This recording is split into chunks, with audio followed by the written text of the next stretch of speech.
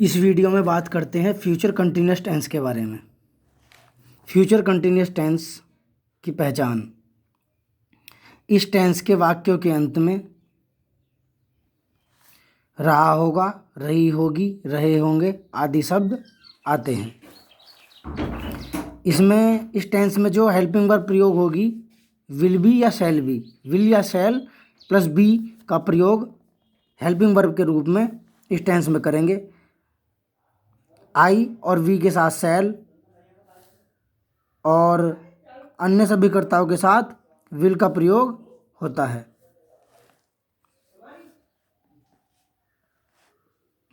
तो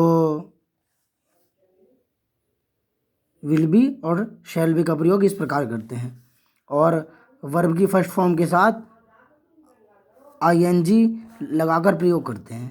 जैसा अब तक जितने भी कंटिन्यूअस ऊपर करे हैं, पास्ट कंटिन्यूअस हो या प्रेजेंट कंटिन्यूअस हो, उसमें आईएनजी लगाइए। इसी प्रकार इसमें भी वर्ब की फर्स्ट फॉर्म में आईएनजी लगाएंगे। तो अफर्मेटिव वाक्य के बारे में बात करते हैं, यानी कि सकारात्मक या स्वीकारात्मक। तो पहले सब्जेक्ट विल या शैल प्लस बी, वर्ब की first form plus ING, object और अदर वर्ड। तो एग्जाम्पल, वह पत्र लिख रहा होगा। तो he will be writing a letter, he के साथ विल बी का प्रयोग करेंगे। He will be writing a letter, वह पत्र लिख रहा होगा। अब हम अपना कार्य कर रहे होंगे। We shall be doing our work, we के साथ शैल बी का प्रयोग किया है, तो we shall be doing our work. अब इसी प्रकार नकारात्मक वाक्यों की यानी कि निगेटिव वाक्यों की बात करते हैं कि निगेटिव किस प्रकार बनते हैं। अभी तक जितने भी टेंस किए हैं हमने, उनमें नकारात्मक वाक्य जिसमें नहीं हो तो नोट का प्रयोग हमने उसमें हेल्पिंग वर्ब के बाद किया है। तो इसमें हेल्पिंग वर्ब क्या है? विल या शैल।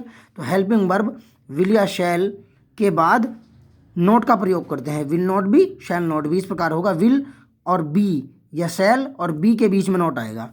तो सब्जेक्ट प्लस विल या शैल, फिर नॉट, फिर बी, वर्ब की फर्स्ट फॉर्म आईएनजी, फिर ऑब्जेक्ट और फिर अदर वर्ड।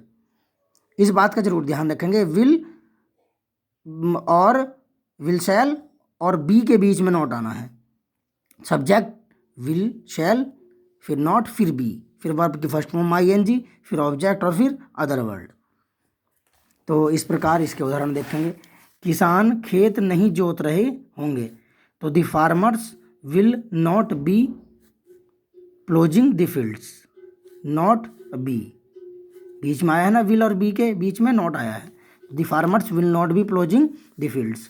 मैं नहीं सो रहा हूँगा। तो I shall not be sleeping. अब नौकर कमरा साफ नहीं कर रहा होगा। ये नेक्स्ट एग्जाम्पल, नौकर कमरा साफ नहीं कर रहा होगा। The servant will not be cleaning the room.